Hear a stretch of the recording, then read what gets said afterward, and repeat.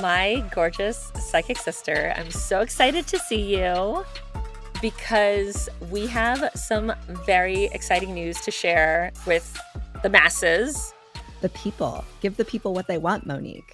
And it's us apparently live. Guys, we are going to be doing our cute and creepy weekend again this year in New Orleans. Yes. Which is so exciting. And tickets go on sale for the general public on Friday, July 25th. But if you are a member of the Patreon, you got a code to get on those fucking bad boys right now. So get on that. It's going to be amazing. We're so excited to bring our spookiness to New Orleans and to see all you gorgeous folks there. Yes. I know. I can't wait.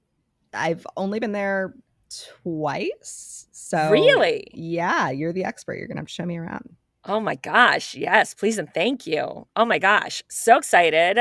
Speaking of showing around, in addition to our live show, we're also offering a private ghost vampire / true crime tour. So you can find out all about some of the super fucked up shit that's gone on in New Orleans and maybe still continues to, upwards inflection ? Yes, definitely. But you definitely don't want to miss it. It's going to be fucking amazing. Oh my God, I'm so excited. I haven't been to New Orleans yet this year. And I usually go like once or twice a year. So this is going to be maybe my only time, but that's fine. I'm so excited. Oh my God. I'm so excited. And I'm so excited to go with you and experience this. Same. Oh my God. I want to go see your psychic that you have down there. 100%. Absolutely. Yes. Please and thank you. Abso-fucking-lutely, girl. Yes. I'm going to eat my body weight in beignets. Yep. It's going to be amazing. Same. Yeah. Maybe I'll have a po' boy. We'll see. It's all the food, all the time. It's going to be amazing. I'm so excited. Oh my God. And if you guys want to come to New Orleans and hang out with us, you fucking should. Go to our live events tab on our website, anotherfuckinghorrorpodcast.com, and get your tickets. Space is extremely limited, so don't wait on that shit. Get on that shit. Also, we received a gift from Jen. Stop! Your Jen! idol storm chaser girlfriend. Oh my God, yes, Jen, I love you so much. You're amazing. She's amazing. And she's like so hot and like... She has goals. Yeah. Oh, 100%. And has like this like pin-up-y like Rosie the Riveter aesthetic, which is just wonderful in every way. Did she send me a tornado? Stop it. I love it. No, but in that vein, she did send us 2 super cute tissue boxes where... Stop. The dress is the tissue. So she got us 2 different ones. So that is so cute. I love that. You pick which ones you want. They're adorable. Jen, you're a doll. We're completely obsessed and hope to see you in person in New Orleans. Yes. Thank you so much. Thank you. I'm so excited. So, of that housekeeping out of the way, how was your week? What's going on? My week was great. Very busy, lots of work. Mm-hmm. I did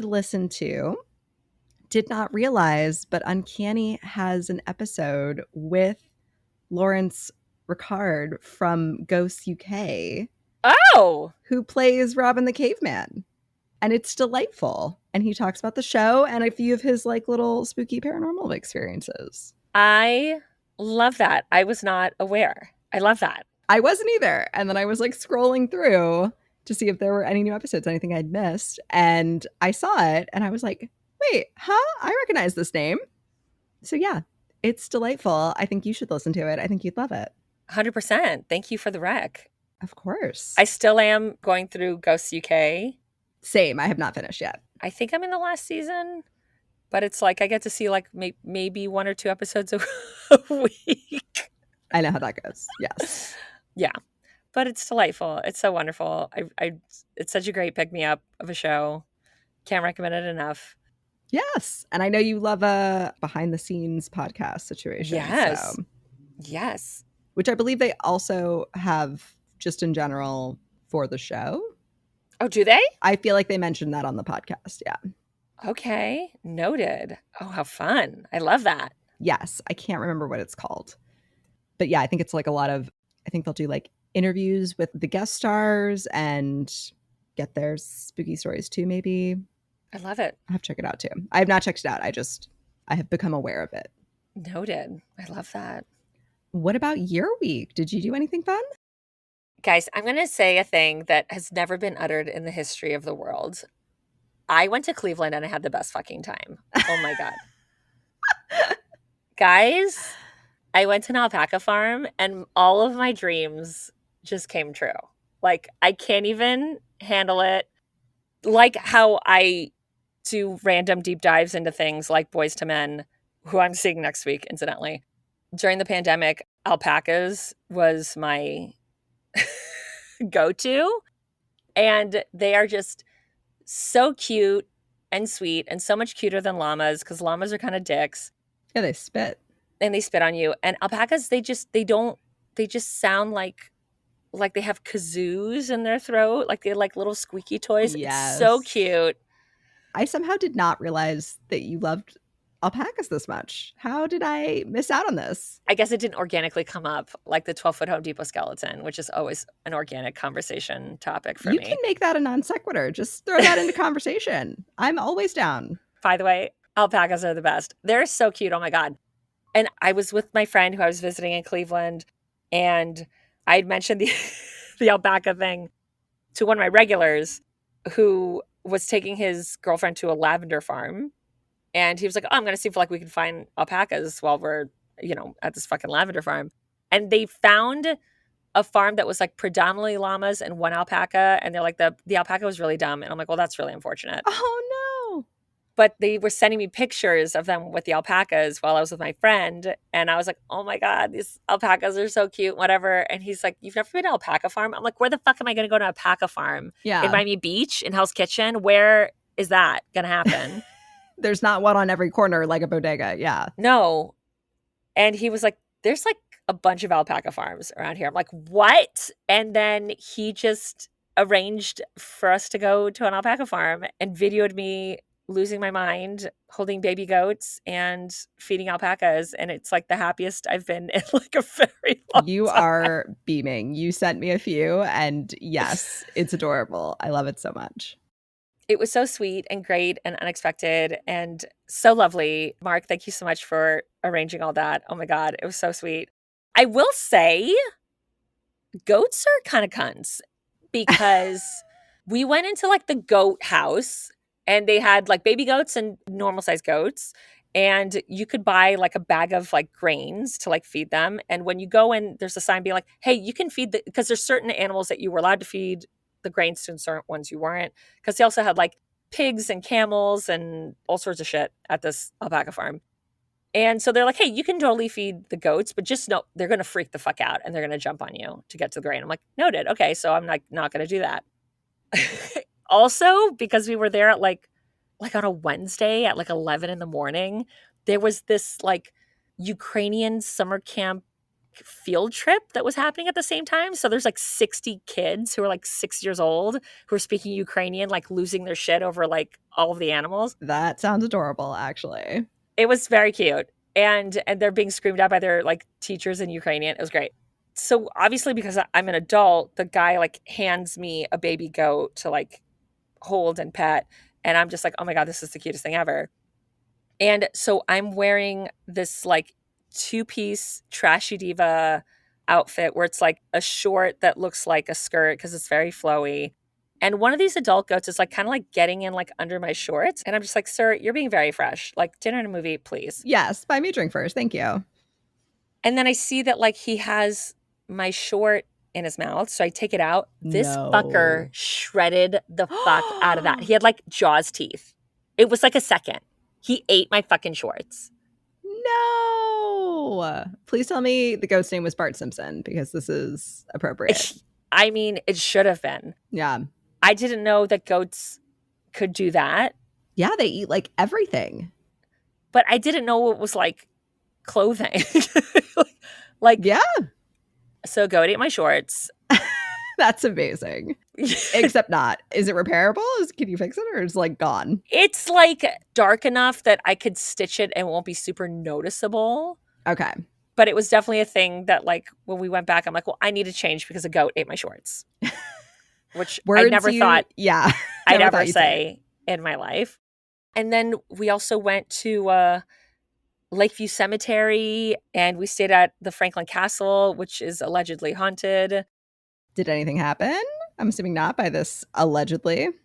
I mean, there was a point in the night where I thought I was like hearing things like that I heard, like that I was like, is that footsteps? I'm like, or is it just an old ass house that's like settling because it's like all wood and it's hot as fuck and there's no central AC. Oh, yep. Yeah. I mean, when we got there, like the reason we went there, it was because it was haunted, right? Allegedly. So we got there and the guy like checks us in and he's like, oh, just so you know, like you guys are the only two staying in this castle. Oh my God. Private castle. Don't mind if I do. Private castle where we watched Jim Crazy. That's because my my dream, friend Monique. Stop had it. never seen it. And he's like, his mind is blown by Tanya and her antics. Aren't we all? So we get there and, you know, he like checks us in and he shows us all the things. And so I ask him, because, you know, is this place actually haunted? And he's like, well, there's a Ghost Adventures episode about it, aka Dildo Bagans did a fucking episode pass. on it. I would like some other references, like, please. Literally anyone else. I need anyone else to tell me that it's haunted for me to believe it. I don't know if it is. It's very beautiful. It's very cool. Would recommend that you probably go stay there in the fall and not the summer where there's no AC. Yes, that's not pleasant. But it was very cool and the cemetery was beautiful. It's actually where President Garfield's tomb is. Oh. And kind of shockingly, we found out it's the only U.S. president's tomb that is not, the coffin is not in a sarcophagus. It's just, the coffin is just out, like if you're going to a wake. What? Yeah. So you just open it? Well, there's like a gate, so you can't go in. But it's like his coffin, and it's draped with the American flag, and then his wife's coffin, and then two urns, which are the remains of his children. But it's like out. It's not in anything else. It's out. That's pretty crazy. That's pretty weird. Yep. And like there's all this like Italian marble that's around and Tiffany glass and stuff. And basically Little Italy, like Cleveland's Little Italy, is right next to the cemetery because basically all of these Italian marble workers and artisans came to the area and would do work in the cemetery. So they set up shop and their like homes literally next to the cemetery. So now it's their Little Italy, which is also very cool. I love that. That's really interesting. I didn't know that. Yeah, it was awesome. I had an awesome time. I'm so glad. All right, Cleveland. Dark horse. Was not expecting it. Correct. Yes. Good for you. All right. Yeah, but the alpaca farm was like number one. Like all the other stuff was like great, but like that was life dream goals like set. I love it. All right. I gotta find me an alpaca farm. I've been to a goat farm before where it was like the dairy was on site and you could buy like the fresh cheese and milk and everything. And I did like the same thing where you get to like hold out the little baby goats, the kids, and I had such a good time. That was when I lived in New Hampshire. But alpacas are new for me. I gotta check that out. They're so cute. I got into them because David Letterman had a show on Netflix where he would interview celebrities and like go to their homes and whatever. Yes. And he interviewed Robert Downey Jr., love of my life. And unsurprisingly, Robert Downey Jr. like has an alpaca farm. Why is that unsurprising? I feel because like he's weird, and that makes sense. That if anyone was going to have an alpaca farm, it'd be Robert Downey Jr. I guess that so. Then sense. I was like, "What's up with these alpacas? They're super cute." And then I looked into them, and I was like, "Oh, they're wonderful in every possible way." I didn't know Robert Downey Jr. was into alpacas. All right, I don't necessarily know that he is either, but he has them. That's kind of awesome. 100%. Good for him. Yeah, good for him, man. Get that Marvel money. Get those alpacas with that Marvel money. The Marvel to alpaca money. Yes. The pipeline. The pipeline. Oh my gosh. What is it like? Step 1, Marvel. Step 2, alpacas. Step 3, profit. There you Yes. go. Yeah. Boom. I mean, that's the road I'm on. Any day now, baby. Oh my gosh. I love that so much. That sounds like so much fun. It was great. It was awesome. No notes. Tens across the board. And now you're back in New York with no alpacas. But incidentally, there is a restaurant. It's like, I don't know, coffee shop, something like that, called Bibble and Sip. And they have very like cute, grammable, like I think they're like Korean maybe. And they have very cute, grammable like desserts and pastries. But they also have a very wonderful lavender lemonade. And their logo is an alpaca. Stop. I can see it. It's so cute. It's so cute. So I have a little alpaca with me. That's adorable. And I love a lavender lemonade. Girl, I live. I love a lavender. Me too. Well, your week was much more exciting than mine, for the record. I mean, yeah, I would imagine. Yes. I mean, I checked off a life goal, so yeah. I did not. You got one coming up next week, though. Aren't you seeing Guster next week? Yes. So there you go. We're gonna be even. I love that you remembered. You're Of so course. cute. That's why you're not going to Wisconsin to see Boys to Men with me. It's because you're watching Guster. That is why. Yes. I'm so excited for Guster. I can't fucking wait. This is like, my emotional high school self is going to be all in her feels about it. I love it. I love it. I love it. Oh my God. I love it. I love you. Thank you for even remembering that. Of course. You're amazing. This is why you're the best. You're the best. All right. On that Love Fest note, do you want to get into our paranormal story of the week? Nothing would make me happier, Amy. I would love this. I'm so glad. So, in honor of our New Orleans live show, I've got a paranormal story out of New Orleans for us. My hands are in the air. My smile is the size of my apartment. I am It's real cute. So excited. I knew you would be. Oh my God. I knew you would be. I love you so much. I love you. Okay, so I originally heard this story on These Woods Are Haunted, season 3, episode 3, and I think I made a mention of it back when I first found the show because one of the lines from this interview was amazing. But I decided to Google the name of the man the story came from, and when I did, I found an interview on YouTube that he did for the What Lurks Beneath podcast. And in the beginning of it, he said, quote, "If you really want to hear what happened to me, where they didn't change the words that I said, listen to this episode, or you can listen to me on Dogman Encounters, where I first shared my encounter, because I've talked to a few people that have been on that show, and they say they changed parts of their encounters. We don't need anything changed about what happened to us. When you omit some information, it could possibly cost somebody their life if they react in the wrong way when they encounter one of these things." What the fuck? So, buckled up. Let's go. Buckled up. So I listened to a little bit of the Dogman Encounters podcast that he mentioned, but I realized it was one, a lot of the same information, and I felt like the other one had more. So then I kind of only listened to like half of that, and I went back to the other one. Right. So those are my sources, all my sources. So let's get into it. Roy Stubblefield is now 61 years old. He's a father of 4 and a grandfather, and, quote, just an average guy, end quote. But when he was young, he played football and said he could bench 300 pounds, had a 500-pound squat, and could run a 40-yard dash in 4.2 seconds. Damn. Yeah. So definitely not just your average guy. He wanted to play in the NFL, but after suffering a knee injury, he knew he couldn't play football at that level and had to refocus on another path for his life.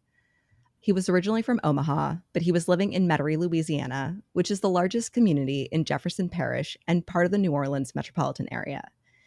It was the summer after he graduated high school, and at the time, he was living with a couple of his cousins and their mom. But one day, she came home and told them she was moving to New Orleans for a new job, and he knew he'd have to move back to Omaha. He helped her move, then asked if she'd give him a tour of New Orleans, since he'd never been there before, and she happily agreed.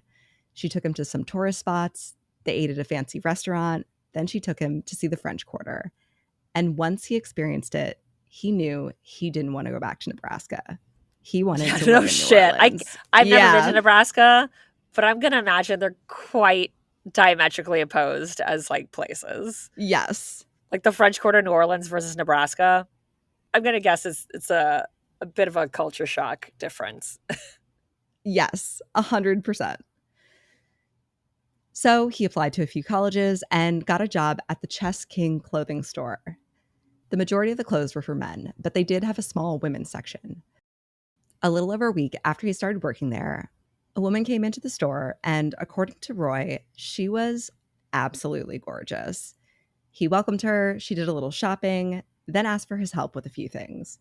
Since she constantly maintained eye contact while they were talking, he couldn't help but notice her eyes. They were a unique hazel green with gold flecks, and he said he'd never seen anyone with eyes like that before. And that, quote, there was something about her, end quote. The two continued talking, and things started getting a little flirty. So when she was checking out, he decided to shoot his shot and asked if he could take her on a date on Friday. Cute. So cute. She agreed, but when he asked for her number, she broke eye contact for the first time and said she couldn't give him her number. He offered to come pick her up and asked for her address instead. But she looked away again and said her mom was very strict and didn't allow men or boys to come to her house to, quote unquote, court her, which struck him as an oddly old-fashioned term for her to use. Yeah, I don't know anyone other than me who says that. Yes. Are we going steady? What's happening? Are you letting me wear your ring, your pin, and your Letterman jacket, please? And I was just going to say the Letterman jacket. Yes. That's all I ever wanted. I never got. No one was ever dating me in high school, so I never got that. No, same. But adorable. Instead, she offered to meet him at a park near her house in Metairie around 7. So Roy gave her his number and address before he walked her to the door. When she turned towards him, the sunlight hit her eyes in such a way that Roy said it looked like she had bright gold circles around her pupils, and he was once again struck by how unusual her eyes were. Quote, since that day, I've never seen eyes like that, end quote. When Friday came, Roy got dressed in a nice pair of shorts and a button-up short-sleeve shirt, got in his 1979 Monte Carlo, and drove to the park to meet her. He parked a little before 7 and got out to wait for her. A few minutes later, a guy approached him and asked if he wanted to play basketball with them. He politely declined and told him he was waiting for his date to meet him. The man introduced himself and told Roy his name was Herman, which Roy found out later was not his real name, but something his friends called him because he had a big head like Herman from the Munsters. Aww. Which I think is like kind of cute, actually. It's a little mean. I do love Herman. I love the Munsters. I know, still, I do too. Like, he's great. Yeah. Yeah. When your friends start calling you that for that reason, it's probably not great. You just go with it. Right. You can either get on board or not, I guess. Yeah. Yes. Roy gave Herman his nickname, which was Stub, and the two started talking. As they were chatting, Herman's friends came over and again invited him to the game. When he told them he was meeting someone, they asked who, and Roy told them that they'd see when she got there. They introduced themselves as well and chatted with him while they waited for the other basketball game to finish so that they could play. After a few minutes, they left to start their game, while he stayed to wait for his date. 7 o'clock came and went, then 7:30. And Roy started to wonder whether he was getting stood up. Just before 8, one of the guys playing had to leave, and they asked Roy if he'd replace him. Since he was pretty sure by that point that his date was a no-show, he agreed. He had to change of clothes in his car, so he went to change, then went to join the game. They played until the lights went out in the park, which on Fridays and Saturdays was midnight. Then they decided to call it quits and asked Roy if he wanted to grab a beer with them. A nice cold beer sounded pretty good to him, so he took them up on their offer, and they all started walking towards the liquor store. Because Roy says his car was very nice and they were all like sweaty from the basketball game, and he was like, I did not want them in my car. 100%. Which I get. Eventually, they got to the railroad tracks, and the group turned and started walking up the tracks. There was a junkyard and a few buildings with streetlights every so often on the left side of the tracks, so it wasn't completely dark. And on the right side, there were thick thistle bushes, about 5 feet high, then some houses further back. While that side was much darker, most of the houses had their back porch lights on, so there was at least some light. Roy and Herman were walking next to each other a little ways behind the others, and just talking about their lives. Herman told him he was going to be a father soon and confided in him about his fears about fatherhood. Herman was on Roy's right side, closer to the thistle, so Roy kept looking over at him. At one point, Herman asked if he saw something. Roy said no, he was just looking around, and Herman explains there was a dog at the junkyard that sometimes got out, but that basically you could shoo it away pretty easily. Then Roy saw something in his periphery come out of the thistles. He couldn't see it clearly at first and had no idea what it was, but his instincts immediately told him to run, which Roy said wasn't like him at all, because he's a big guy. He's 5'11", 225 pounds. And again, he could bench 300, squat 500. He's a fast runner, and he's a confident guy. Not arrogant, but confident. He knew he could handle himself if it came down to a fight, and he wasn't a fearful person. But there was something about whatever this thing was that told his lizard brain to run. So he did. And the rest of the guys instinctually started running as well. He hadn't taken more than 4 to 6 steps when he heard a noise like something hitting the gravel beneath the tracks and sliding a little. He heard Herman scream, "Don't leave me." And Roy said, quote, the way he said it, "I've never heard that come out of a human being's mouth like that before," end quote. It tugged at his heartstrings, and he knew in that moment he wasn't going to leave him. He thought it must be the dog from the junkyard, even though he didn't hear any growling or barking. So he stopped running and grabbed 2 handfuls of rocks, turned around, and ran back. Herman was on the ground, propped on his elbows, looking up at what had come out of the thistles. Roy said he was either looking at the biggest dog on the planet or something else. They were just outside the light from one of the streetlights, and he could see the outline of the head, which was about 2 feet wide, and the outline of the ears. It was crouched over Herman, and its head was about 8 inches away from his face. Then Roy noticed it seemed to have a distinct set of shoulders, not like a dog's, but more like a human's. The other guys had stopped running at this point and turned back to help. They came right up behind Roy, and when they saw what was crouched over Herman, they started yelling, using some, quote, very colorful language, end quote, and saying, "What is that? What the hell is that?" over and over. Then someone yelled, "Don't shoot it," which Roy appreciated since he didn't know how good of a shot these guys were and didn't want to get hit accidentally. At that, though, the creature's head snapped up, and it took 2 steps toward them, which brought the upper half of its body into the light from the street lamp. The first part of it to come out of the darkness was its hand. Not a paw, a hand. Roy said it clearly had 5 fingers, quote, just like my hand, end quote. But unlike his hand, it was huge, 3 times the size of his, had 3-inch long claws on the end of each finger that were slightly curved, and it was covered in black fur. Quote, "That's a fucking hand. That ain't no paw. That's a hand," end quote. As more of its body came into the light, he could see a muscular forearm. Then the head, which he described as a, quote, big-ass wolf head, end quote, which I love Roy, by the way. He reacts how I feel like I would react in a paranormal situation, which is a lot of cursing and a lot of just like, I'm not going to be nice about this. Like, that's a big ass wolf head. Yeah. With eyes the size of golf balls. Its eyes weren't glowing, but from the way the streetlight was hitting them, it made it seem like they were. Roy said its eyes were the color of the full moon when it's orange, with the color of the full moon when it's white mixed together. And its pupils were huge. Its eyes swept over all of them, then looked past Roy at who he assumed was holding the gun. Then its ears went back, and it bared its teeth at them. And they were huge.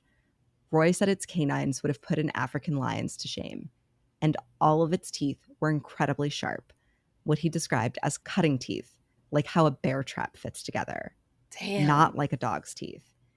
When he saw that, he thought, no, you've got to be fucking kidding me, end quote. This is what I'm saying. Like, this, I just be like, Yes. no, are you fucking serious right now? Absolutely not. Do I want to deal with this? Thank you. Get the fuck out of here with your crazy ass teeth and hands. Thank you. 100%. Roy said, quote, the look it had on its face was, you really want to go there? End quote. And no, he did not. As he looked at the creature, he had the oddly calm thought of, quote, okay, I'm looking at a fucking werewolf, end quote. He said that was the only thing that made sense. He was only about 7 or 8 feet away from it at this point, and he got a really good look at it. A really good look. He was so close, he could hear it breathing and even smell its breath. Oh my God. Which he said was not like really bad. It kind of just smells like somebody ate something and didn't brush their teeth afterwards, Right. but like not halitosis level bad. Right. Still, but that's close. That's real close. This is like the pandemic times. I'm keeping a distance, a healthy distance. Right? Do you want an Altoid, please? Sure. Once it came into the light, the other guys started yelling, look at that thing. That's a monster. Roy thought he was about to die, and it wasn't going to be a pleasant death. He was so scared that he admits that he legitimately peed his pants. It was standing right on top of Herman, who wasn't making a sound. The creature was so big, they couldn't even see Herman underneath it. Fuck. Yeah. And even on all fours, it was nearly eye level with Roy. It was also extremely muscular. Roy said its bicep was almost as big as his head. Its fur was all black and only about 2 inches long. What struck him as odd, though, was that even though it had come out of the thistles, there was no debris or anything in its fur. It looked as though it had just been groomed. It growled softly and just watched them. But Roy said, quote, there was more than an animal there looking. There was intelligence there, end quote. And he just kept thinking that tonight was the night he was going to die. But Roy wasn't ready for that to happen. And his thoughts started racing, trying to think of a way out of this. He knew there was a barbed wire fence behind the building next to them, and he thought maybe if he ran, he could make it over. He shifted just a little towards the fence, and as soon as he moved, it immediately looked him dead in the eyes. He said it felt like it was daring him to run. His heart was pounding so hard that it's all he could hear. He couldn't even hear the guys screaming anymore. It was still staring at him, and Roy said it was looking at him like it knew him. He wanted to run, but he was frozen in fear. Suddenly, the creature flinched, looked towards the thistles, then quickly stood up on its hind legs. Roy said his mind was blown. It was easily 9 feet tall.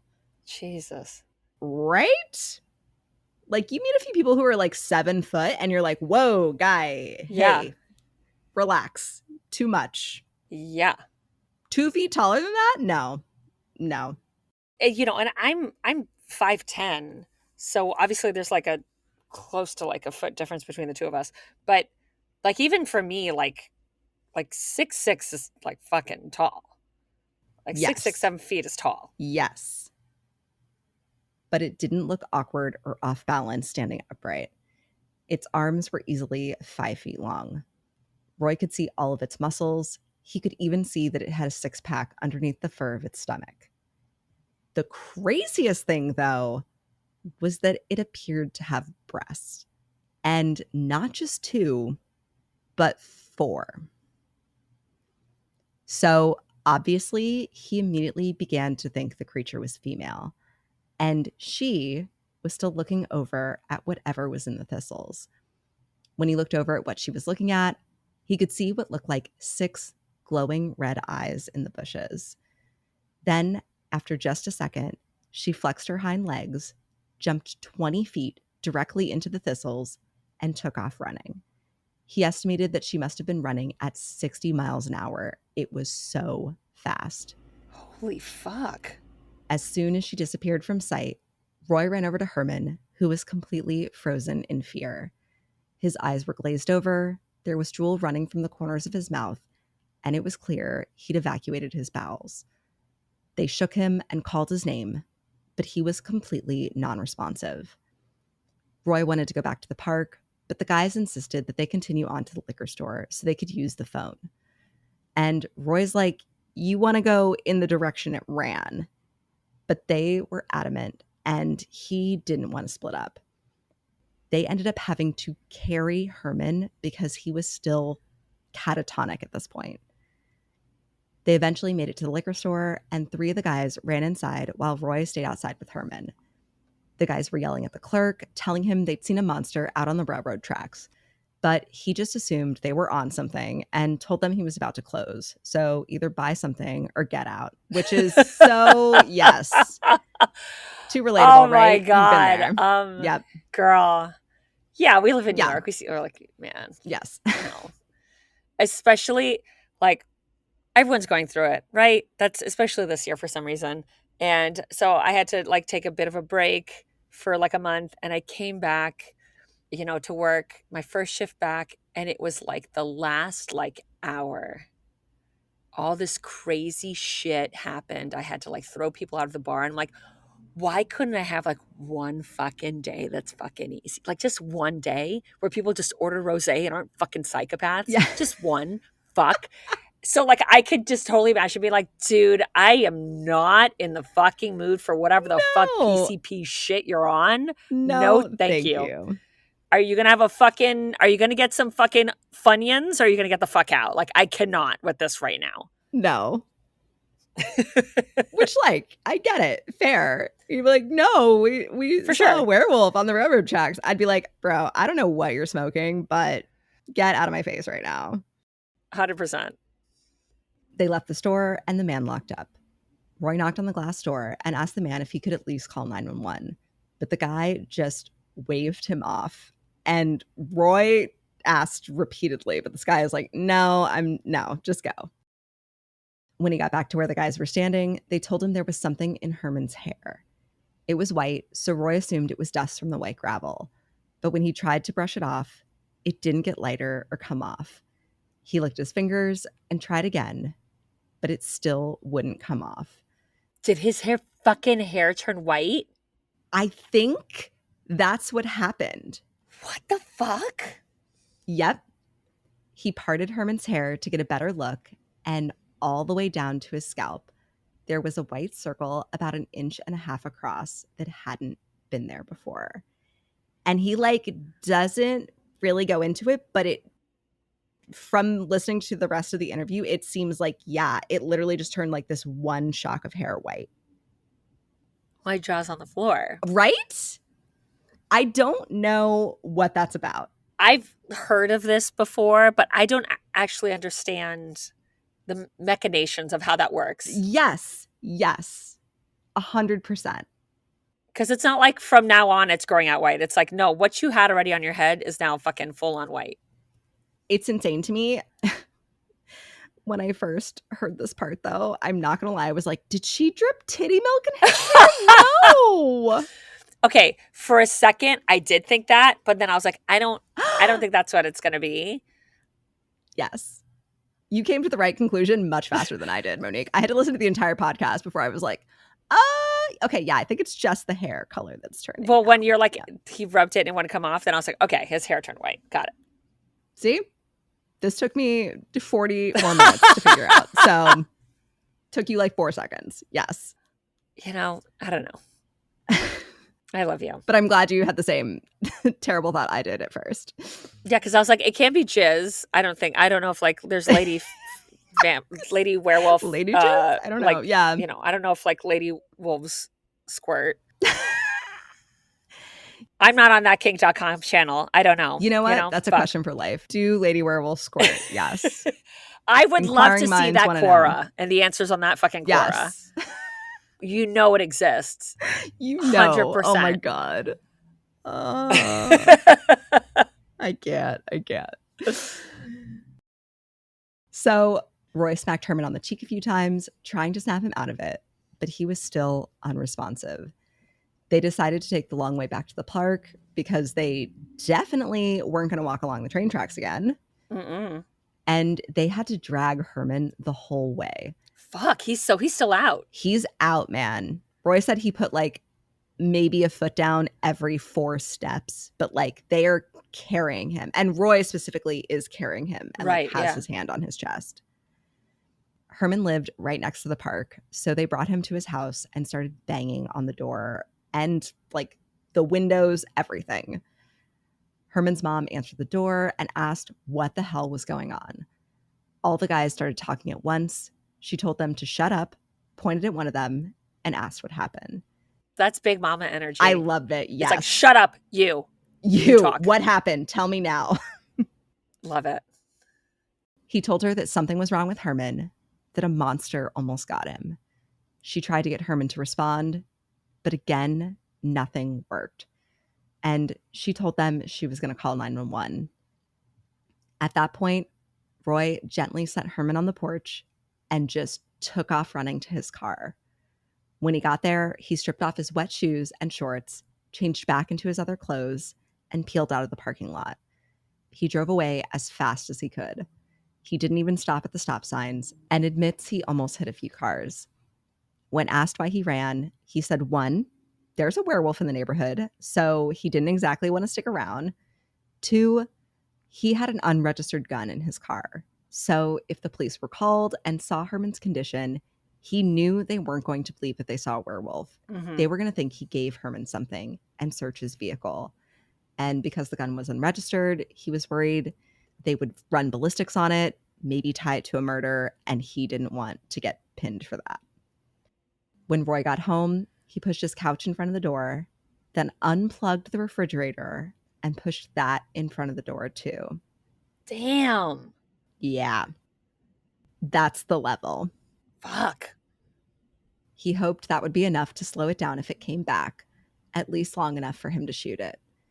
Then he drank 2 shots of Jack Daniels and started replaying what had just happened. And one thing he remembered was that when the creature had turned to look at the thistles, he thought he'd seen a gold hoop earring in her ear. He said he wasn't 100% sure that's what it was. It could have been a tracking device or something, but he was at least 90% sure that it was an earring.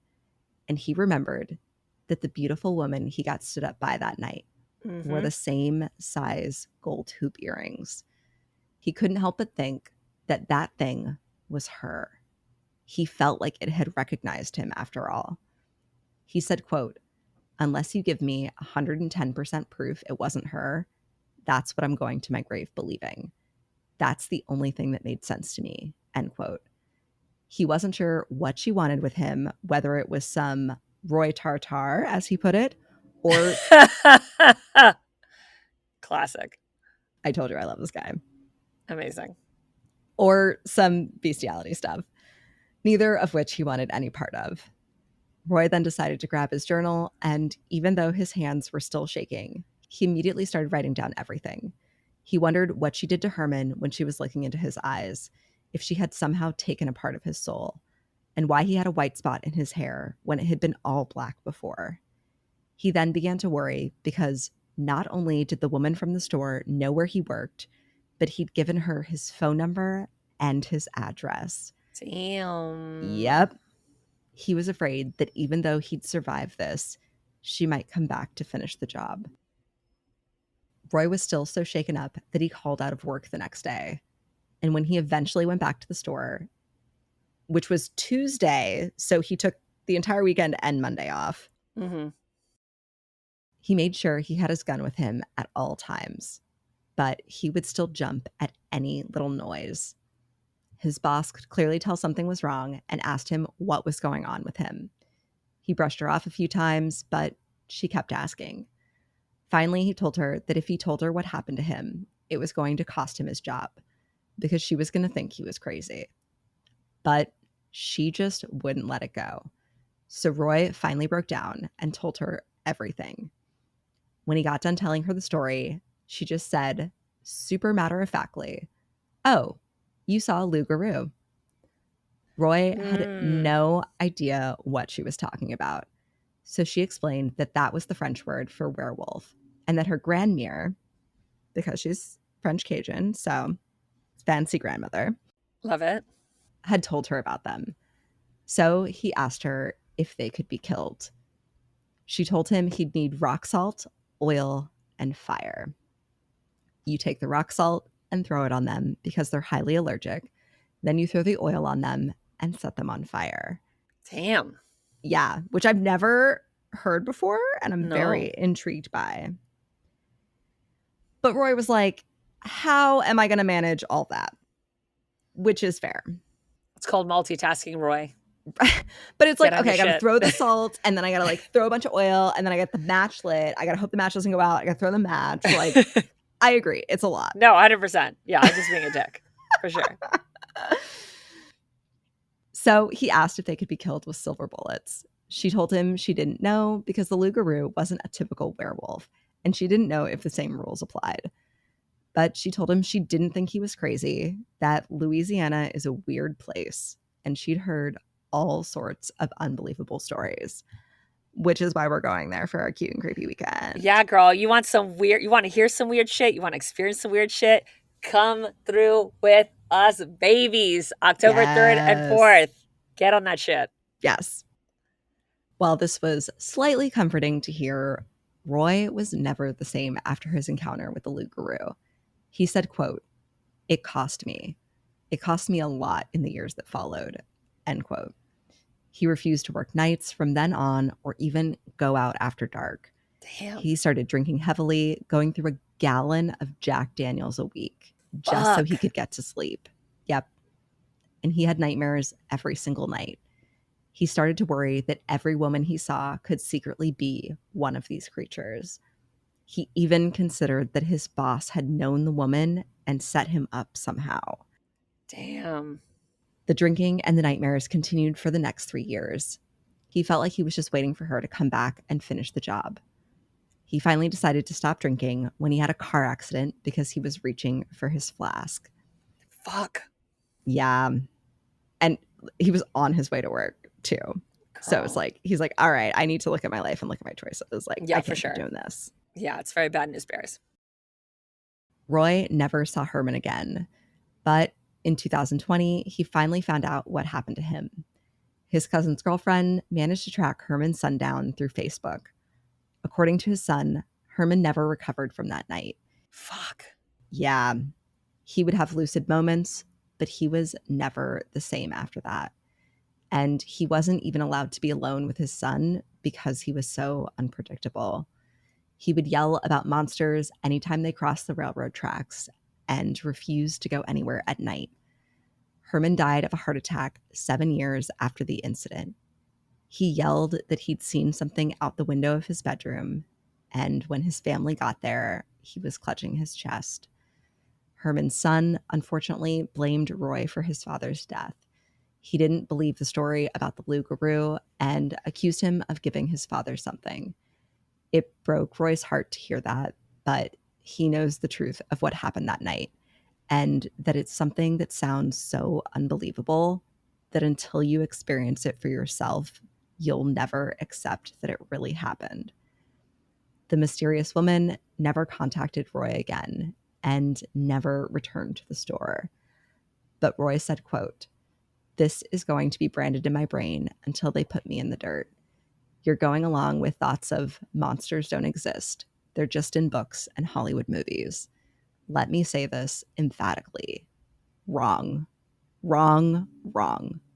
These things exist. And if you're unfortunate enough to see one, your life is going to change." End quote.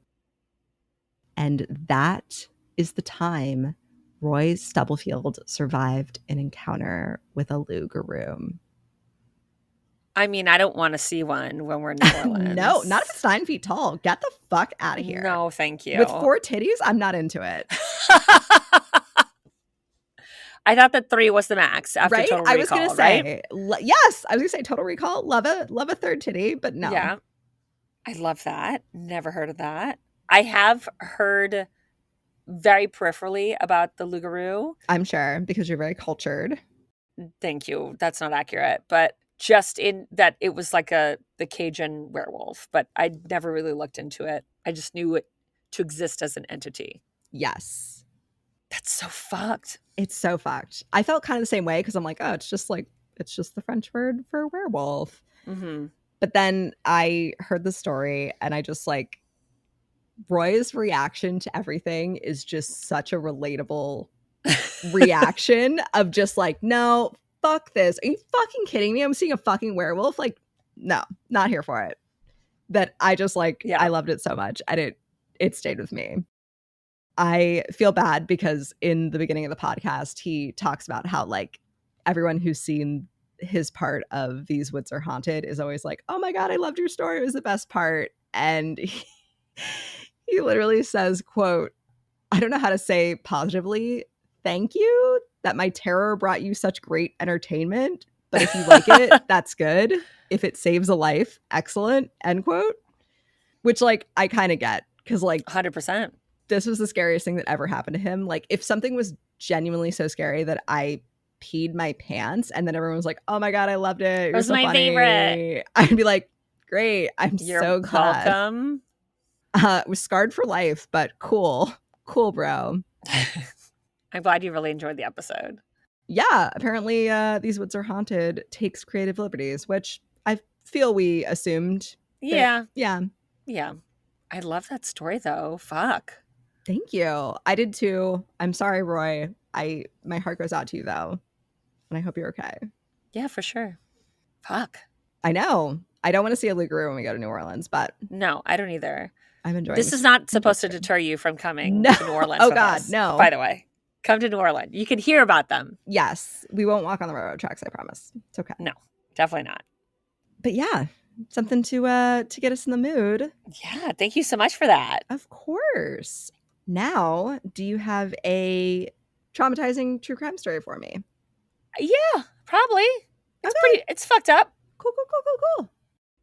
Okay, jumping right into it with sources: New York Times, findagrave.com, AdirondackDailyEnterprise.com, Zillow, LinkedIn, and The Strangers Podcast. Oh, we're bringing Zillow into this? Girl. Yeah, girl. Okay. Yeah. Robert Milton Bradbury Jr., or Brad, as he preferred to be called, came from humble beginnings. Born in Houston on November 4th, 1924, and raised in West Texas, Brad spent the first 10 years of his life living in a tent along the Mexico border outside of Laredo, where his dad was an oil field superintendent and his mother was a homemaker. In 1934, Brad's family moved to Kilgore, which was a big new East Texas oil field boomtown. In 1941, Brad went to Kilgore College for a year before enlisting in the Air Force. Despite World War II going on, Brad lucked out and was assigned desk duty. After 2 years of service, Brad was honorably discharged and attended Rice University in Houston, where he joined their architecture department and graduated with a BA in art. A few years later, Brad moved to New York City on a grant. While the initial plan was to stay in New York for a little bit and then go to Europe, he ended up getting work at several architectural firms, so he stayed in the Big Apple. Yeah. Yeah, baby. It sucks you it. in. It does. Once you're here, you never want to leave. Or like people who like immediately are like, no, this is not for me. I need to get the fuck out of here. That's true. I also did leave, but then I later was like, I want to go back. I miss it. I was wrong. I'm sorry. I'm sorry, New York. I remember someone telling me a thing, or maybe reading it, that when like ADHD people move to New York and they're finally like feel like something's at their speed. And I was like, yes. Oh, is that what it is? Got it. Noted. This tracks. Yes. All of the pieces are coming together to make sense. I feel seen. I don't know if I like it. Facts. Oh my God. Yeah. While working, he got his professional degree and joined the ranks of the architecture firm as a junior architect. He eventually co-founded Bradbury, Irfan, and King, a Manhattan-based practice that focused on hospital design. Among their work was the St. Barnabas Hospital in the Bronx, the Cornell Medical School, and the Rebecca Harkness House Ballet School in Manhattan. But Brad was by no means all work and no play. When he arrived in New York, Brad desperately wanted to be part of the social scene. So he would just figure out where all the wealthy, attractive, charming people would hang out. And if it happened to be at a private country club, for instance, Brad, being handsome and charming himself, would find a way to get an invitation and go rub elbows with the elites. His daughter Claudia St. John said of her father, quote, I think he always aspired to live the life of status and stature, and he always felt he should have been born into that. It was some sort of mistake that he wasn't born into that, end quote. Which is a vibe. Yeah. The successful architect with the preppy good looks of a Kennedy had no problem dating. He dated several wealthy women, including Eva Gabor. Then, in 1955, Brad hit the jackpot when he met Monica Lermont. Monica was a senior at Harvard's Radcliffe College when they first started dating, and she was the epitome of New York high society. Her father, Basil Lermont, was a metallurgical engineer and the inventor of the constant tension spring. Amy is like splooshing so fucking she hard. Said metallurgical, you guys. Like, that's hot. Are you stop? You're talking nerdy to me. And I love it. Looked up so much what this meant, and I was like, they use it in cars. Like, that's all I got. Amy, like, literally, like, full on lean back. Like, this is like Fat Joe, like early aughts, lean back, sploosh-tastic. I feel like you weren't even done saying the word, and I was like, I know what this is. Hello. Yeah, so her father was the inventor of the constant tension spring, which is used in supporting car engines, among many other applications. Monica's mother, Charlotte Kudlik Lermont, was an accomplished mid-20th century artist who was best known for her landscape paintings. The prosperous pair only had one daughter, Monica, and they lived a real cute life, filled with parties with New York elites, and they dressed the part. Claudia remembered that her grandmother had several ball gowns that had bustles and gloves that went all the way up to the shoulder. What is this, a cotillion? Girl, you don't even fucking know. This fucking bitch literally had a real deal diamond fucking tiara. No. Like, real. Like princesses have. Get out of here. Yes, because they're like, obviously I'm going to fucking balls with like the Rockefellers and shit every fucking weekend, so I gotta look cute and like dress the fucking part. Where's my diamond tiara? Oh, there it is. Cool. Which one? Oh my gosh. Yeah. That's a vibe. Yeah. It's a whole ass vibe, 100%. In addition to a summer home in the affluent and exclusive Center Island in Long Island's Oyster Bay, the Lermont's main residence was a 4-floor, 6-bedroom, 6-bath, absolutely stunning Manhattan brownstone at 31 Sutton Place. It last sold in August of 2021 for $5.6 million. Oh. And that was like it depreciating in price because of the pandemic, because before it was at like 7 million is what it was valued at a few years earlier. Oh my God. Okay, this is where the Zillow came in. Yeah. 100%.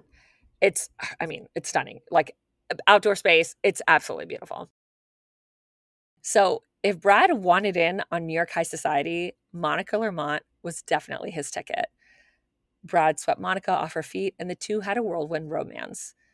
One winter day, Brad took Monica on a carriage ride through Central Park. As the snow slowly came down, like out of a movie. Stop. I was just going to say, is this a fucking movie? What is going on right now?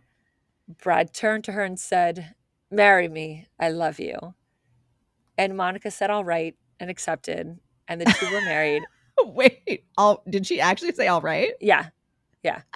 I feel like that's... Ditto. I feel like that's not the response you really want. Okay. I don't think so. No, fine. Definitely not. I'll marry you.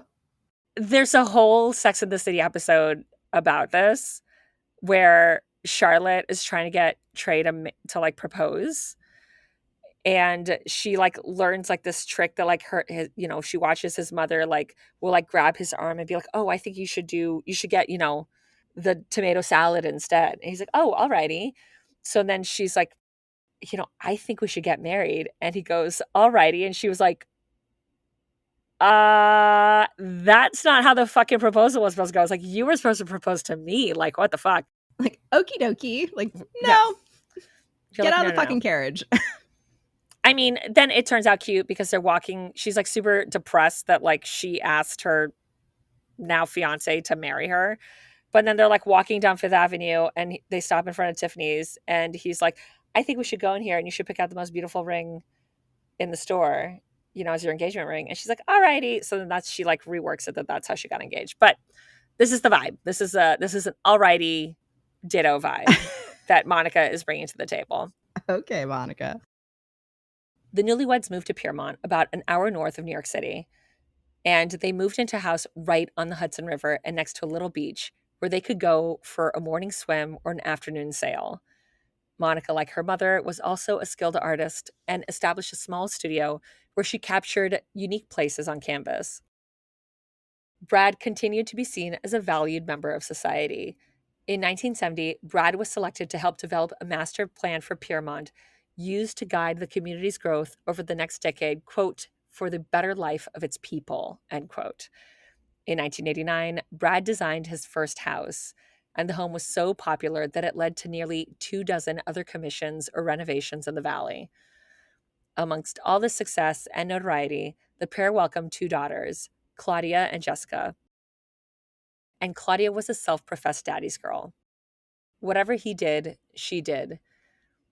He had a sailboat and taught his daughter how to sail. Brad had been a fly fisherman, so Claudia took that up. When he started doing pottery, Claudia followed suit. Claudia said that she had a lot of fond memories of her father growing up. When Claudia was 23, she went home for Christmas. Her sister Jessica and her son had also come up to spend the holidays with their parents and grandmother Charlotte. And it seems like Charlotte, being the lady of high society that she was, lived for the goss, and Claudia was just a good kid who was getting a master's in public policy at George Washington University School of Business and stayed out of trouble. And Charlotte found her granddaughter to be endlessly boring. Savage. Savage. Oh my God. She's like, I'm going to die soon. Can you do something interesting, please? Like, I want the tea. 100% of her grandmother, Claudia said, quote, she thought I was boring. I was always very well put together. I always had a job. I never had bad boyfriends. I wasn't very interesting. She was always looking for scandal in life, and she surrounded herself with hot men. And I just was being good. Girl, Charlotte, Okay. go off. Like, go off, Charlotte. And I just was being good. And I don't think she thought that was very interesting, but I loved her, end quote. Aww. That's sweet. It is very sweet. This woman just wants to talk shit. I love It does seem like this is a very waspy family. Yeah. Is the vibe I'm getting of like, kind of like, I'm picking up on that. a bit of like old money, like, you know, high society. You know, we're into the goss of people, how things look, blah, blah, blah, that kind of bullshit. But not making too much of a fuss. You always want the scandal to be someone else. You don't ever want it to be you. Type Oh, that no. shit. God, no. Yeah. Regardless, the family was very close, and the Lermont Bradburys enjoyed a beautiful Christmas evening, complete with dinner, drinks, and great memories of everyone just getting along and having a great time. The following day, Jessica and her son packed their things and headed home, while Claudia met up with some friends and stayed out until after midnight. When Claudia woke up the following morning, she found that her parents were already in her room. Her mother, Monica, was leaning against the doorsill, with her hand over her mouth, and her father, Brad, was sitting on her bed. He told her, quote, "Sweetie, I have some bad news. Grandma's died," end quote. In disbelief, Claudia was like, what? And he went on to explain, saying, quote, "She must have gotten up in the nighttime and either fainted or had a heart attack, or we don't know. But there was no sign that she tried to break her fall," end quote. And Brad told his daughter that her grandmother had fallen on her face right on the corner of the brick hearth. Oh my God, no. Oh no, the chills that just went through my body. I hate that. Charlotte Kudlik Lermont was a little more than 2 weeks shy of her 86th birthday. And Claudia was just in total shock and denial, just saying, like, this can't be. you're wrong. I don't believe this. And Claudia was still processing this devastating news when almost immediately her father said to her, quote, "Honey, I'm going to need your help. It's quite a scene in there. There's a lot of blood. We can't ask your mother to clean it up," end quote. And Claudia responded, "No, of course." And then her mother said, quote, "And your father, when he found her this morning, he tried to put her back in bed and he lifted her, but he couldn't. And it was so traumatic for him. We can't make him go back in there." End Stop quote. it. Why would he even try putting her back in bed? Oh, guys, sketch from the get. Get out of here.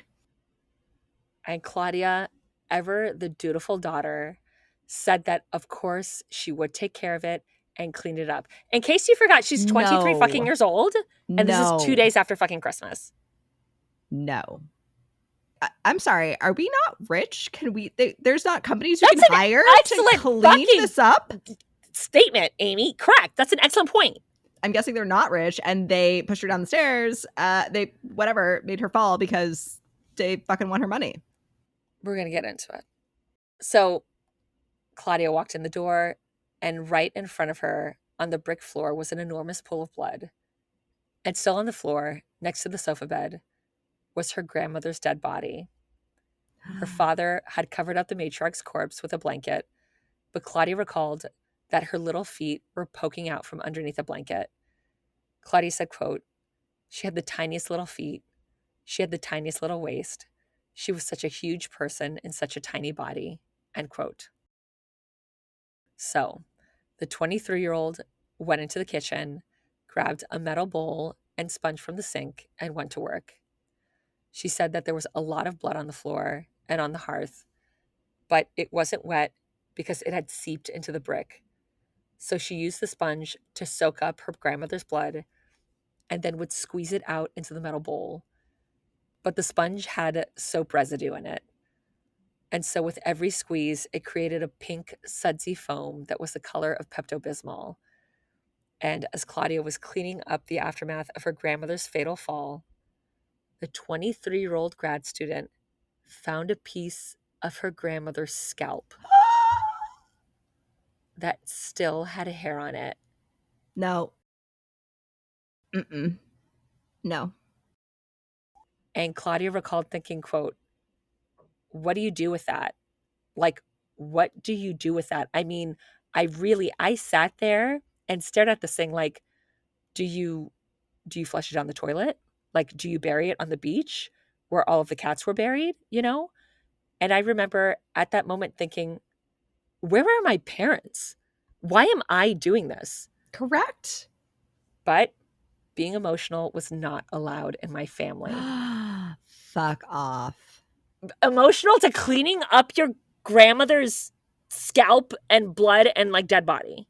If you're allowed to be emotional about something, it's fucking that. Where are the If cops? there was ever fucking reason. And the minute I got at all emotional, I was being ridiculous or stop being so hysterical, end quote. So Claudia wrapped her grandmother's scalp in a dish towel, put it in a garbage bag, and went back to washing the bricks. Claudia said she had to work on those bricks for 3 days to get the blood stains out, saying, quote, "Because I would think I'd get it all cleaned up, and then I'd go back, and then the stain would come back. It would seep back up again," end quote. Understandably, Claudia started drinking. She said, quote, "I drank every day until I couldn't see straight for about 3 months, you know. The metal bowl with the pink sudsy foam. I just wanted it out of my head. I just wanted to forget about it," end quote.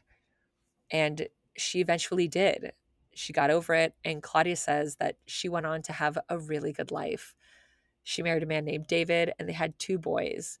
They moved to Switzerland for 4 years, and in 2010, she started her own business. Claudia said that she had, quote, "just a really good, solid, blessed life," end quote. And Claudia and her family would visit her parents from time to time. And in 2015, Claudia and her sister Jess went up to see them. Claudia said, quote, We arrived at the perfect time of day, which was cocktail hour, end quote. Fucking work, Claudia. Yes. Go off. Claudia, I love you. So the kids ran off to play, and the adults sat on the screened-in porch out back where they drank wine, reminisced, and told old stories. And the conversation inevitably turned to their grandmother, because Claudia said that even though she'd been dead for 26 years at that point, she was still such a strong presence in their family. Claudia said that they were talking about the family matriarch for a good 40 minutes when her father, Brad, got a look in his face and said, quote, "I've got a story about Grandma. Do you want to hear my story about Grandma? It's a good one. Do you know what happened to Grandma? I killed her. I killed her. I killed her because she was selfish and she hated me and we needed the money. And she was old and I killed her." End quote. Can you imagine? No, I'm literally speechless. Like, what? You're just sitting there having a fucking cosmopolitan, and you're like, "Oh, I cleaned up a murder scene." I cleaned up a mercy that I caused. Yeah, 100%. Yeah.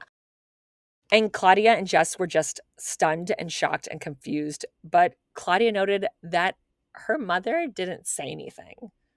She didn't look shocked. And Claudia said that during this conversation, where her father claimed to have killed his wife's mother, Monica just sat leaning down with her legs crossed, her hand in her mouth, and just looking down at her feet. So Claudia and Jess were like, "Daddy, you didn't." But Brad said, quote, "I did. Yeah, I killed her," end quote. He went on to say that there was a developer who had offered her grandmother $1 million for her brownstone.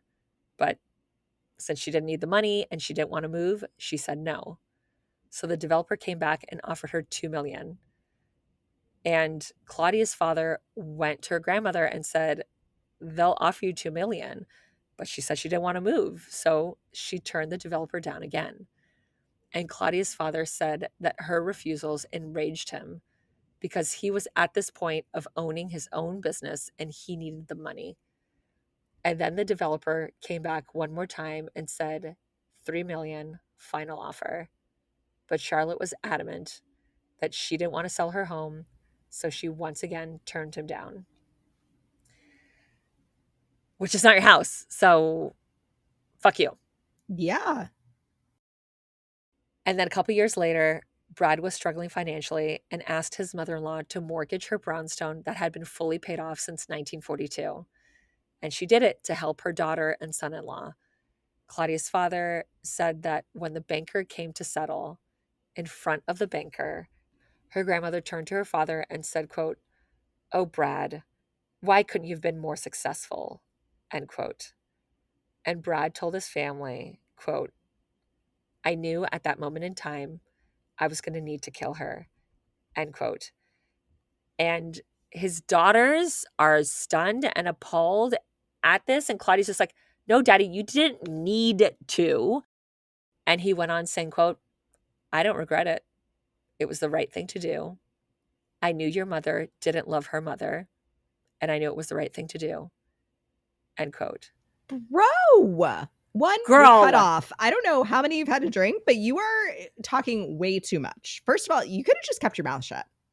Shutting the fuck up is always available to you. Always I say an this option. all of the time. All of the time. And don't be so blasé about it. Like, oh, girl.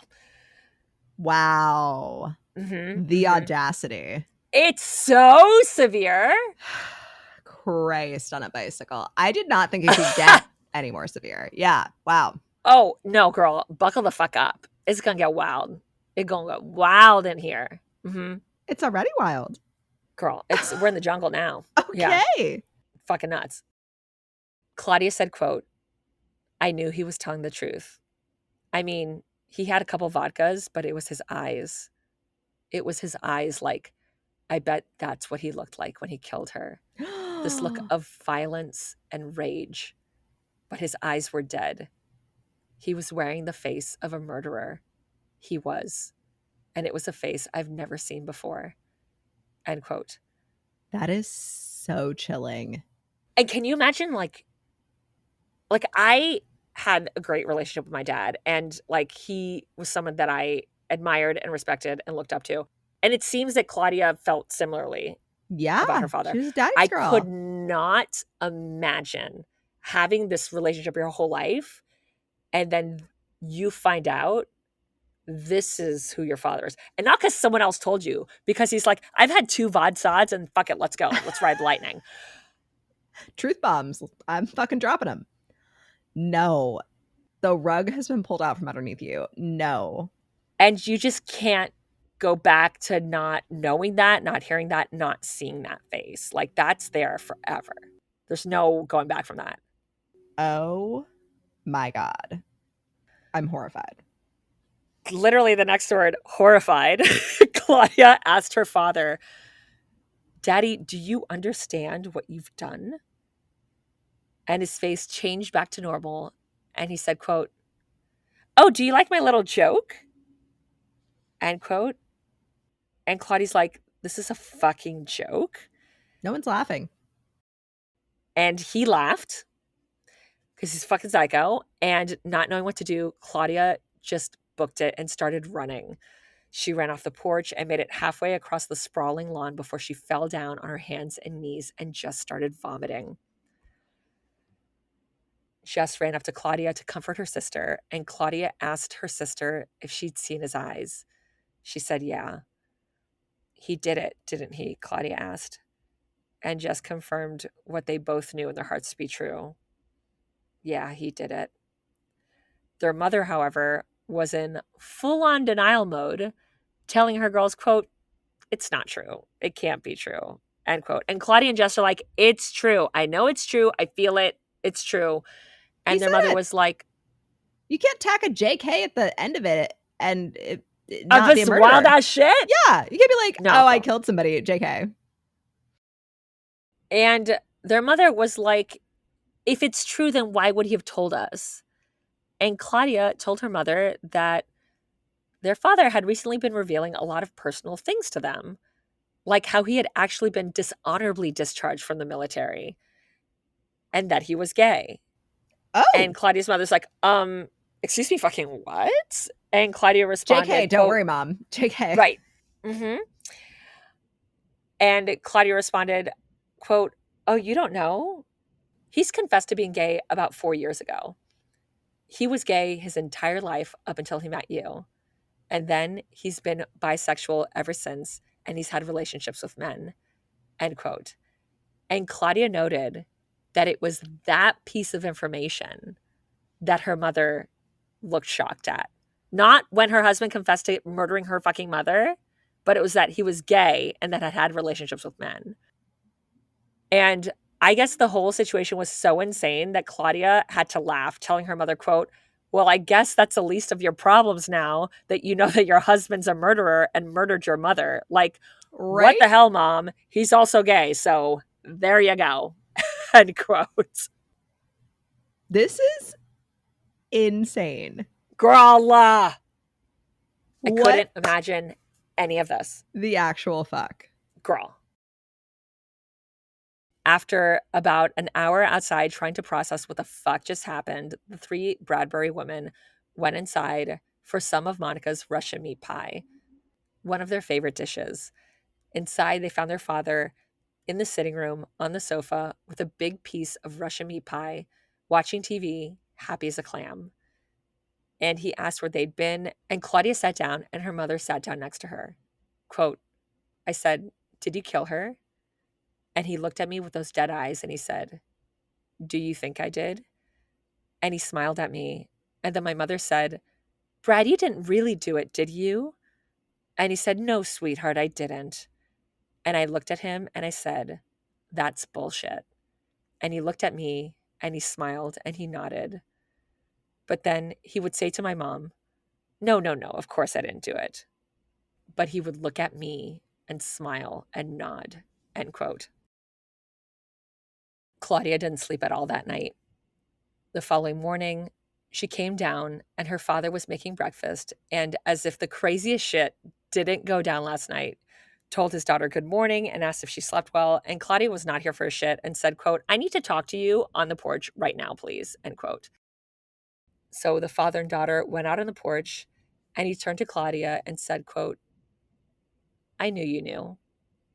And she's like, you knew I knew what? And he said, I knew you knew I killed her. You've known all along. And she's like, I haven't known all along. And he tells his daughter, quote, you were there. You were an accomplice. You helped me clean it up. You were part of the plan. End quote. Wow. Fucking father of the year over here. Jesus fucking, that is diabolical. Mm-hmm. And normally Claudia says that she would have gone the fuck off on him, but that at this point, she just needed to get the information. She had spent her sleepless nights wondering what happened. So, numb and disassociating, Claudia pumped her father for all of the details of what happened. So she asked him, how did he do it? He told her that he'd been planning it for years, that he went into her grandmother's room, took a pillow, and smothered her to death. Claudia asked her if her grandmother fought back. Quote, she fought fearlessly, end quote. Brad continued saying, quote, she fought so much so that she scratched me terribly. I had gouges in my arms and I bled all over the sheets. She fought so hard that I knocked her front tooth out, end quote. What? What the actual fuck? And when she finally succumbed, he took the pillow away, and Brad said that his mother-in-law looked so distorted from the struggle that he knew he couldn't get away with just a suffocation. So he picked her up and he brought her over to the corner brick hearth, and he dropped her face first onto the bricks. However, he realized that the sheets were covered in his blood, so he took the sheets off the bed, washed them, dried them, and remade the bed, making it seem as though she'd gotten up in the middle of the night and had a terrible accident. Brad, for his part, went to bed and waited for morning. When the police came by the scene after they'd called 911, he told the authorities that she'd not been well, and they believed it. Claudia said, quote, and he smiled and he said, of course they believed it. A man of my stature. Nobody would ever question me. Uh-huh. Gross. Oh, I hate this. I hate this fucking guy. He's the worst. But he confided in his daughter that he was nervous. A day or two later, he was cleaning the room when he found his mother-in-law's front tooth. So he called the police and told them that he found her tooth while cleaning up the room and asked them if they wanted it. And the police told him that, yeah, they had noticed that she was missing a tooth, but, it makes sense that she would have knocked it out when she fell. And they told Brad that it was fine, they didn't need the tooth, and that he could dispose of it if he wanted. And then Claudia's father said, quote, I knew then and there I'd gotten away with it. You had cleaned up the room. The body was destroyed. I got away with it. End quote. And at this revelation, Claudia asked her father the $1 million question. Why did he tell them? He said, quote, I regret telling you. I don't regret killing her, but I regret telling you. I'd had too much to drink. And I was tired of listening to everybody talk about Grandma. And quite frankly, it was the perfect murder. Do you know how hard it is to do something that's perfect and not be able to share it with anybody? End quote. This man is a fucking sociopath. Also, you had 2 vodka sodas. Fucking relax, bro. Girl. And it was in that moment that Claudia realized that her father was a psychopath. Yep. And that she would never see him again. And she told him, quote, Daddy, I don't know what I'm going to do, end quote. And he told her, quote, I would hate to lose you. If I lost you, I would kill myself, end quote. Manipulation. Yeah. But Claudia just shook her head and said, I don't know what I'm going to do. And Brad, continuing to show his true colors, said, quote, well, you're not going to go to the police, are you? End quote. And his stunned and heartbroken daughter just said, I don't know. Claudia left her father sitting on the couch and came across her mother, who was standing out by the pond. She asked her mother if she was okay, and Claudia said she turned and, like nothing, said, yes, why? And Claudia's like, because he murdered Grandma! Where the fuck have you been? Yeah. You remember your mom? Yeah. But her mother told her that she didn't believe it. Oh my God. Also, this is what I don't understand with shit like this. If they're capable of killing someone else, a family They're member, capable of killing you. Yeah. yeah, girl, and Yeah. you're gonna share a bed and be your most vulnerable when you're sleeping next to someone who's a confessed murderer. Yeah. Why do you think he wouldn't kill you at the most minor inconvenience, or for the fuck of it? Because that's kind of what it seems like here. Yeah. That's kind of why I'm surprised that Claudia even like said she was thinking about going to the police, because I'd be like, no, absolutely not. You're my father. I would never, like, Yeah, what's done is done. It's totally fine. Meanwhile, I'm like, 911, hi, hello. I have some information for you. yeah. So the mom's like, I don't believe it. But Claudia told her, quote, I think he did. You know he did, end quote. Continue on to say to her mother, quote, well, you need to decide what you want to do. You have choices now. We'll take care of you. We'll figure it out.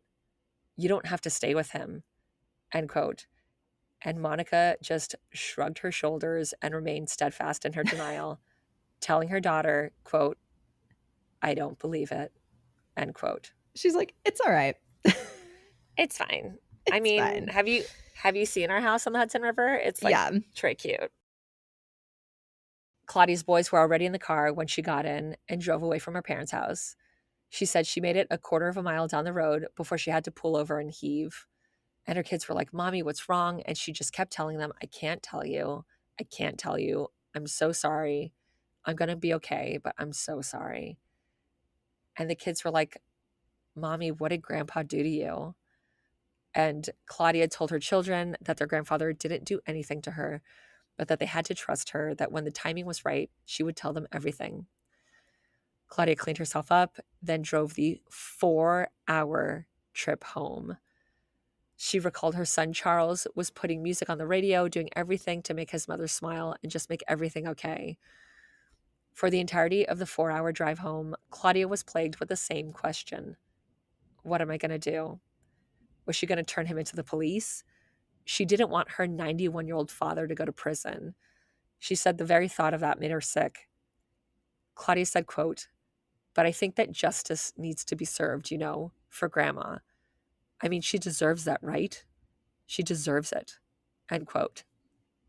When she got home, Claudia called her sister, but Jess didn't return her call. Claudia knew that she was on her own. She said, quote, can I live with myself if I do nothing? Can I live with myself if I do this? I'm not a harm person. I'm a fixer person. I'm not a make it bad person, end quote. Trying to make the impossible make sense, Claudia racked her brain trying to come up with any other explanation.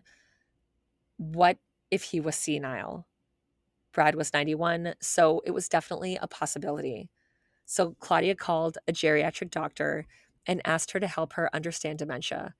She told the doctor the whole story, and he was like, no, That's not dementia. no. The doctor said, quote, it starts with locking your keys in the refrigerator. It starts with calling your dog by your wife's name. You don't get out the gate with your first act of dementia being this, end quote. Correct. Yes. Listen to the doctor. Mm-hmm. Claudia even called the Unabomber's brother, David Kaczynski. What? Claudia had met him at a lecture series that she and her husband had started in their village. Okay. I was like, how did she get his number? I'm sorry. Just like randomly, right? Cash. Worth noting, he had done a lecture on how families need to not cover for their own family members. Oh, shit. That's amazing. Uh-huh. Well, so she called him up and told him everything, and he said, quote, you need to be careful. You think justice is the same thing as being right and wrong. It's not. It's a political system. I was made promises when I turned my brother in, and they weren't kept, end quote. And went on to say that he did what he did because he knew his brother was going to kill more people, but that it didn't sound like Claudia's father was going to hurt anyone else. So Claudia said, quote, it sounds to me like you think I shouldn't, end quote, like go to the police and turn her father in. And he told her, quote, I'm lucky. The choice for me was very clear. The choice for you is not nearly as clear. End quote. Thanks for the help, bro. Yeah, thanks for fucking nothing. Great. Also, I'm putting a fucking stop payment on a fucking check, piece of shit. Oh my God. This is a nightmare. I cannot imagine a second of this. Not a second. No, the mind fuckery of this, like, I would never recover. I mean, I'd go to the cops, like, probably in a second. Yeah. Claudia's impossible choice started to weigh on her. She stopped sleeping and her hair started falling out. She said, quote, I started having really incessant and wicked flashbacks to cleaning grandma up. I would like go to the grocery store and then snap out of it. I had no idea where I was. I didn't know how long I'd been driving. I didn't know how to get back. Like, I'd have literally would have had to go into my phone and do a Google Maps to find my way home, end quote. Claudia finally heard back from her sister, who apologized for her radio silence, saying that I just needed to get away from it. But Claudia had come to a decision. She was going to turn her father in. While it wasn't a decision she made lightly, Claudia looked to her boys, saying that when the time came, she wanted to be able to tell them that their mother did the right thing. However, Claudia was also terrified that by calling the police, she would lose her sister and her parents, but Jess assured her sister that she would stand by her side every step of the way. So the two women called the police department in Piermont, New York, and told Detective Hallahan, a friend of the family's, that they needed to turn in their father for the murder of their grandmother in 1989. At 5 a.m. the following morning, Detective Hallahan, accompanied by some state police officers, arrived at Claudia's parents' house and took her father down to the police station for questioning. And Robert Milton Bradley Jr. confessed to all of it. While he wouldn't allow his confession to be recorded, he wrote down a sworn statement saying that everything that he had said was true. And Detective Hallahan and the state police were taken aback by his candor and complete lack of remorse and regret. He just said it all very matter-of-factly. For some reason, the cops didn't arrest him, which I'm guessing this was like a procedural evidence thing. Okay. So they drove the self-confessed murderer back to his home. And as he got out of the police cruiser, Brad said, quote, "You do know I'm 91. Memories can be very tricky. What did you say your name was again?"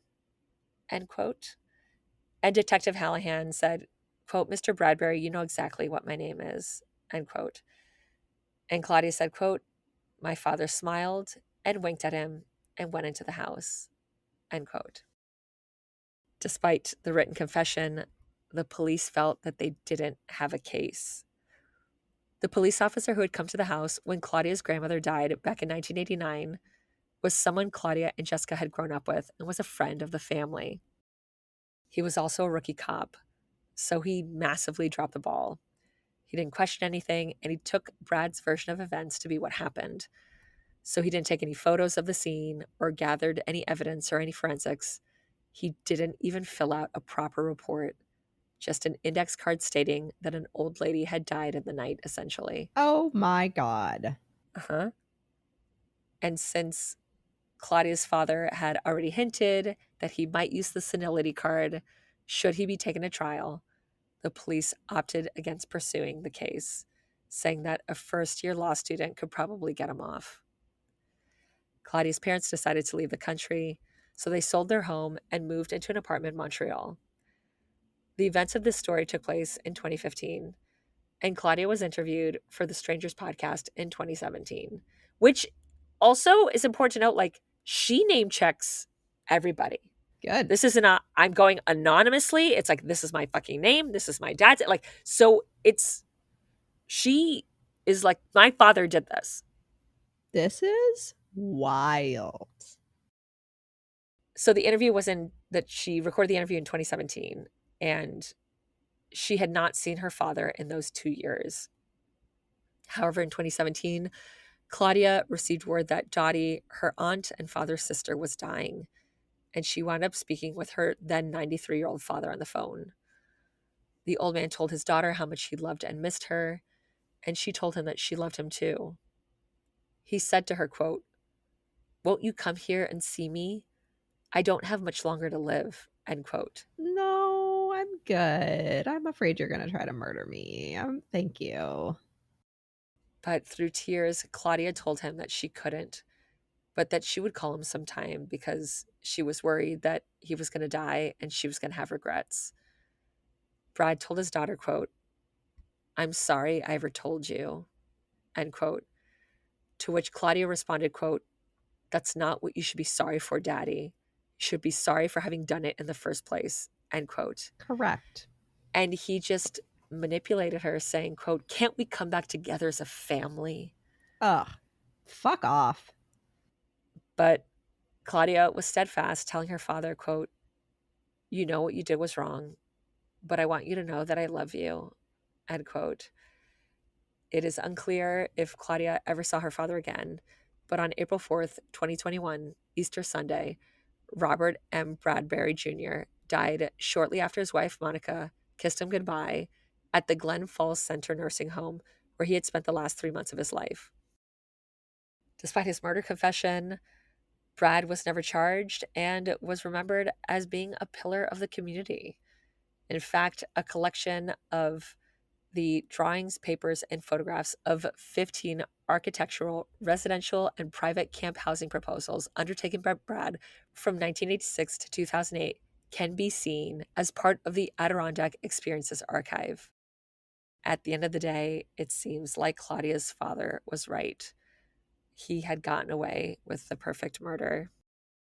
Claudia St. John is the founder and CEO of the Workplace Advisors, formerly the Affinity HR Group, a leading HR consulting and training firm specializing in equipping businesses with the support and people skills they need to grow. She's also the author of the book Transforming Teams: Tips for Improving Collaboration and Building Trust. She's said to be currently working on a memoir.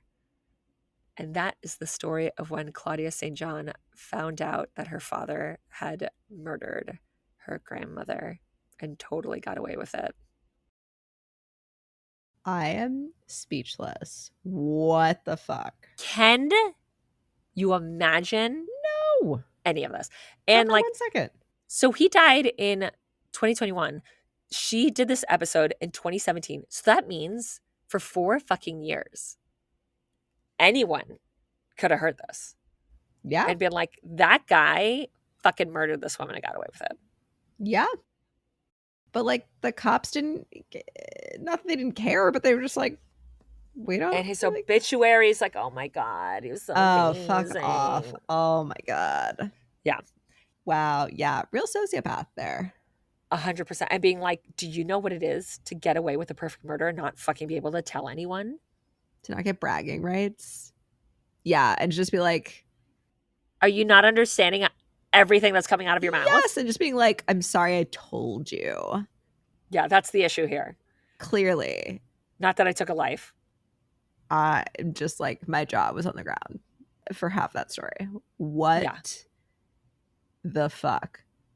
God, I feel bad for Claudia. And Claudia seems very like normal. Like she's like, you know, like you Google her and like none of this really comes up. It's mostly just her like talking about businesses and HR and like, you know, all that. Like it's like, oh, and by the way, like my dad fucking murdered my grandmother. I got away with it. Like little footnote. BT dubs. Oh my God. I can't imagine. And just like the having like such a close relationship with him and like. And then shattered forever. Wow. But you know what? Also, good on you, Claudia, because honestly, you see this a lot with like the kids of like mobsters. Yeah. And they're like, well, my dad was amazing to me. I'm like, yeah, but he like murdered like 50 people. Like he was like an enforcer for like whatever crime family. Like, no.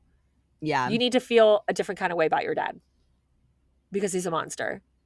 No, I give her huge props. Even the going to the police. Yeah. Because like once it was kind of clear he was going to not get charged and they weren't going to pursue a trial, like I would have been terrified. Yes. I would have been like, oh, okay, so I'm next on the chopping block here. Cool. I mean, it seems like she lived 4 hours away, so, you know, and he's Still. 91. Still, I mean, 100%. I'd be like, order protection. Absolutely the fuck not. No. That's crazy. Claudia, you're amazing.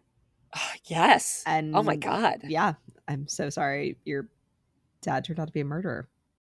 Because he wanted her to sell her house that wasn't his. Yeah. Again, all that for a little bit of money. Girl, always. The making her clean it up. That is so...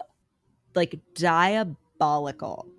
That's like the worst, most fucked up part of the story. Yes. Which obviously he's like, I planned it out because so you can rat me out because you're an accomplice now because you did the thing. And that's when you're like, yeah, when you're like, okay, you actually like never loved me and you're like incapable of that. Because How you would dare never do you? that to someone you love, let alone your fucking daughter. No.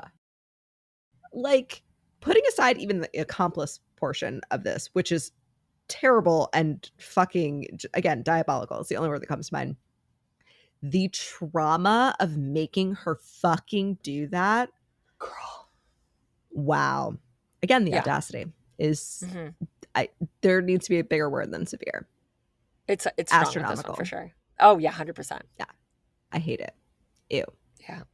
But that was amazing. I'd never heard that story before. What the fuck? Yeah, I mean, it just goes to show, I mean, family secrets when you got a couple VODSODs in there, you know what I mean? Yeah. Fuck. I mean, the grandma loved gossip, but I don't think this is what she wanted. Girl, No. 100%. And the thing that was so chilling to me, that the detail was how the blood kept like soaking up back to the top of the brick.